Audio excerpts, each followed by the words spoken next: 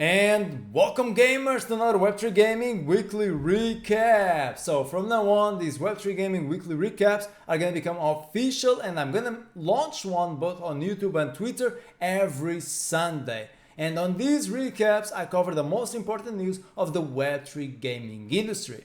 Now, talking about the most important news of our industry, we have Blocklords, the first ever grand strategy game that just launched their open beta. So guys, there's not going to be any more progress reset, no more wipes, everything you do is going to be stored on your account, and this is the perfect moment to get a head start over all the other players that are only going to join the ecosystem later. So this game is on the IMX ecosystem, and I know that it looks like a farming game, but the team already announced that combat is coming on season 1. Okay, so guys, get started on this game if you like strategy games. Now, talking about more games launching open betas, we have Mighty Action Heroes from the Treasure ecosystem on the Arbitrum blockchain. They just launched on September the 15th their open beta. So this is a top-down battle royale shooter, and I would say it's quite fun. This is like the type of game where you have like short matches, you play it straight from your browser, you have a season pass, you unlock new heroes, and once again, everything you do is going to be stored. There are not going to be any more wipes. This is not a playtest, it's the official open beta. So if you like this type of games, this is a great opportunity to get an edge over other players and to get skilled.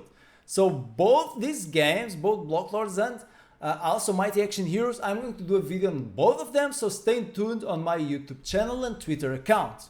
So next piece of news, I also have Shutdown. So this is another top-down view shooter with zombies, and they just launched a public alpha with an event with rewards in real money. So I'd say this looks good. It's like a survival zombie shooter, and this was made with Unreal Engine 5. So I still didn't play it, but I want to do a video about it. And I would say that by the gameplay footage, it looks quite cool. So if you like zombie games, this might be a good game for you. Now, talking about Heroes of Mavia. I know that this was on September the 9th, but I still want to cover it on this session because I think this is really important. To begin with, Heroes of Mavia is the only Clash of Clans-like game, and they just revealed the economic model. So everyone thought that they were going to release an economic model like X Infinity with a dual token ecosystem and stuff like that, and instead they mentioned something like play to earn is dead, and it doesn't work. Okay, it's crude, it's doomed to fail, and we're going to introduce the mass ownership model. So what does this mean? In a nutshell, basically they're not going to have a token listed on an exchange. Instead, they're just going to have NFTs. Okay, so you play the game, you get some Ruby, which is a premium currency, which is not a crypto token, and then you mint NFTs, and the whole economy is going to be around those NFTs. Mainly those NFTs are going to be cosmetic, but some NFTs are also going to have utility within the game. Okay, so this is quite interesting, and I think that it's really important that these games introduce new economic models, because I think that so far in Web3 gaming, we still don't have a recipe for a truly long-term sustainable player-driven economy. So it's important that these games come out and introduce these models themselves and innovate and introduce new economic models. And that's what Heroes of Mavia is doing. So next piece of news, on the Ronin blockchain, we have Wild Forest that just ended their alpha test, and the Ronin blockchain is growing fast.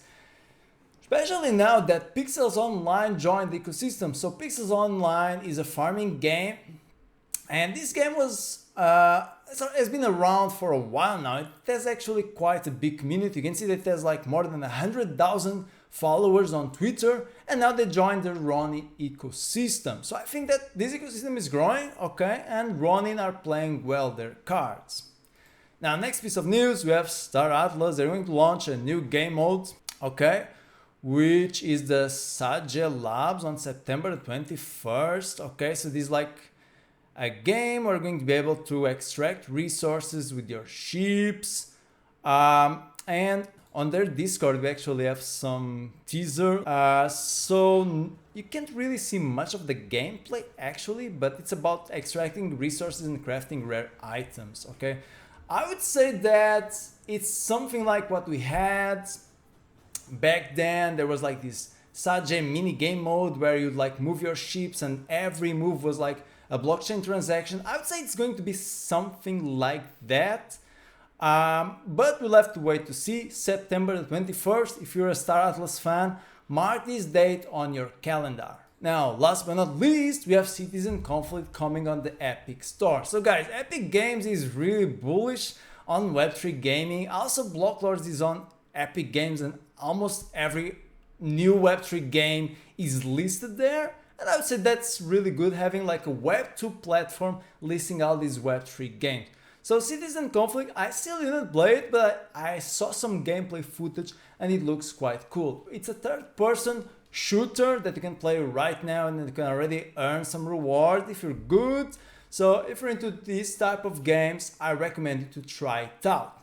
So guys, that's all for this week. I'll see you again on another Web3 Gaming Weekly Recap next Sunday. Stay tuned and I'll see you guys in the metaverse.